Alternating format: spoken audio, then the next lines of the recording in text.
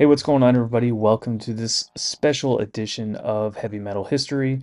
I figured in between doing interviews, I would try to push out some quote unquote more original content, so to speak, even though every other metal channel or podcast has done this at some point or another. I figured I would put my own spin on it. What we're going to do is, we all know album covers are just as important as an album itself. It's the total package of everything, what it looks like, how it relates to the lyrics and the music and everything. It's such an important piece of everything that a band does. But for every good, amazing piece of album artwork out there, there are some absolute garbage pieces of album artwork. So I thought it'd be fun to do kind of like a bracket thing here, and we will put four really good album covers up against each other, and then four really bad album covers up against each other. And what I would like to do is kind of go over them, show you the picks, and then at the end of it, have everybody vote in the comments. So the way we're going to do this is I'm going to show you the four good ones, and then I'm going to show you the four bad ones.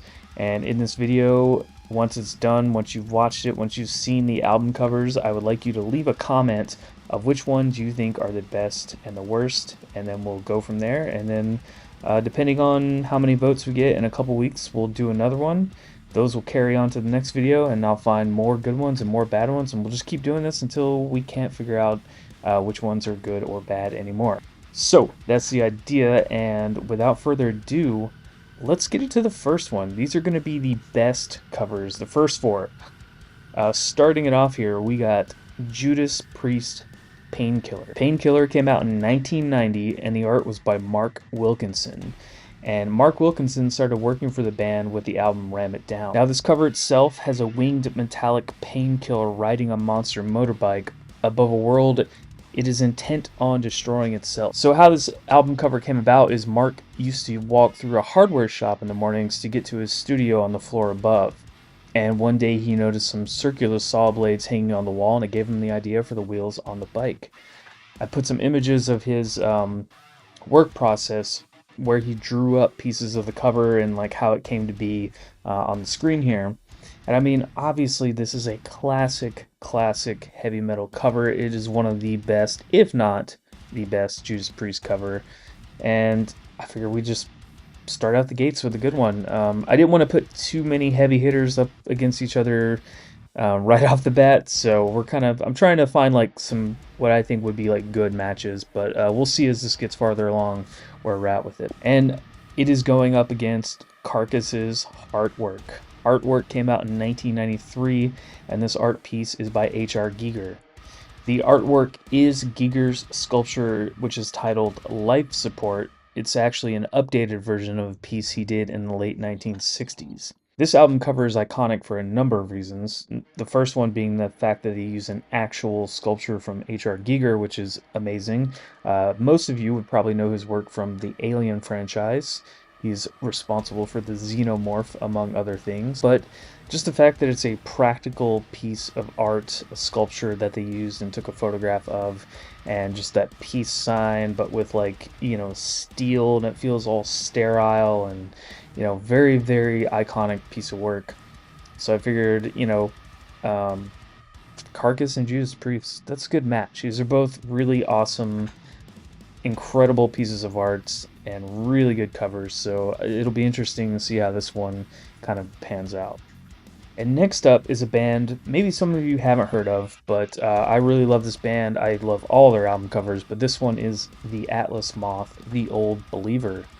The Old Believer came out in 2014, and the cover was shot by Hank Pearl with the model Darja Varsi, and it was edited by Ryan Clark of Invisible Creature. Now, the reason I really picked this cover is because it's got two covers. It's such a unique concept. The most prominent cover is the white one with the model sitting on the throne. Everything looks sterile, blank expression on her face. And then there's an alternate cover that would appear when you would add water to it. And it would then change to a darker image of the woman who now is a skeleton and has blood dripping down her body, and the light is illuminated red. I really, really love the stark juxtaposition of those two images, and it's absolutely an incredible piece of artwork. And you can tell the band really put a lot of thought into that concept itself. And that album cover is going up against Gojira's From Mars to Sirius. From Mars to Sirius came out in 2005, and the artwork was by Joe Duplantier. Now, the cover art features a whale in space, which symbolizes the album's themes. And the choice to make the cover bright over kind of like a cliche dark space with stars design is really what is the most striking thing about this album cover, and along with the almost like watercolor nature look that it has itself. So those are the 4 best ones for this episode. So leave your comment about which ones you think are the best from each bracket, and then we'll tally up the votes for those, and the winner of that will go on to the next one from here. So now let's look at 4 of the worst covers for this one. Starting it off with Entombed Wolverine Blues. Wolverine Blues came out in 1993, and the artwork was by Alex Hellid and Nick Anderson. Now, the cover art and design for this album were created by the guitarist and drummer. They worked together on the design and artwork, and Nick also contributed to the concept for the flesh and bone skull, while Alex handled the handwriting for the cover. Now, the other interesting thing about this cover is that Earache, without the band's permission, made a deal with Marvel Comics to use an actual Wolverine comic art to promote the album to a more mainstream audience, and they had a music video for the title track which featured a lot of illustrations of the character itself. The band did not like that, and they wanted to distance themselves from that fact. But this album cover that they did make is just so bland, and you can't really make out the image itself. It's just black, and then there's the red letters and this weird stone skull thing. It's just boring, and I don't know what it has to do with Wolverine Blues. I'm not saying the actual picture of Wolverine from the comics is any better, but man, this album cover is just so bad. And that one is going up against Annihilator Criteria for a Black Widow. Criteria for a Black Widow came out in 1999, and it was by Robert Stefanowitz. This album cover is kind of one of those really early adopters of graphic design for albums, and it is very indicative of that early design era where you just seemingly have random photos that are collaged together to kind of create a new scene entirely. This one in particular, the lighting just feels really off, and it's just such a goofy concept of like this woman being chased by these Raggedy Ann dolls, and like the shadows are odd and don't line up, and the light, like I said, the lighting is just kind of all over the place in this record cover. Why is she coming out of a sewer? What does it have to do with being a Black Widow? Man, this album cover is just so goofy. It's so goofy. Like, I cannot believe this isn't a real album cover. So those two are up against each other. Now let's look at the next two. The next one is Pantera's Metal Magic. Metal Magic came out in 1993, and the art was by Danny Leatherman. The half man, half panther on this cover really does evoke kind of those old 70s and 80s Vans with like artwork painted on the side. It's just so odd and weird to make this the album cover, though. But I know that's what those guys were into back then, so, it's a bunch of kids being like, yeah, that's badass, man. And the drawing itself is pretty rough, too, just compositionally, and it's got really odd body form choices. Also, he's naked, and where's the Panther Man's dick? Where is it? Why doesn't he have a dick? Panther Man should have a dick, but there's no dick. Maybe we'll give him a dick. We'll blur it out, but we'll give him a dick, guys. So yeah, it's a weird fucking cover. I don't know. Pantera obviously has some more iconic covers that I'm sure will be on this bracket eventually, but this one is just wow. And that one is going up against All That Remains, A War You Cannot Win. A War You Cannot Win came out in 2012, and the artwork and graphic design was by P.R. Brown. Now, this album cover is such a cliche, boring piece of art. It's just got like that whole five-finger death punch Monster Energy drink level of bro. Just kind of all put into one piece of art. It's like first-year graphic design level art. And, that being said, at least it isn't AI art. This is still, just that weird level of like graphic design where it's, just putting images and collaging them together. I know at one point in time this was deemed as not art either. Using graphic design was kind of looked at kind of like how AI is now.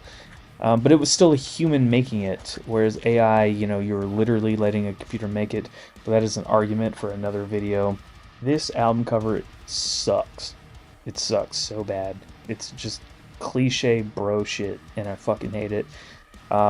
So those two album covers are going up against each other. So those are the 4 worst album covers I picked for this video. Again, just like with the best ones, leave your comment in the description of this video saying which ones you think are the best and the worst, and we will go from there, and they will be bracketed up into the next one. I will be keeping track of all this when we do them. Like I said, I don't know how long it'll be between videos, but this will be like a semi-regular thing once I feel like we get enough like feedback and comments and stuff about it. This will also be on Instagram. I'll be posting the photo over there, so if you follow on there, you can leave your comments on that post as well.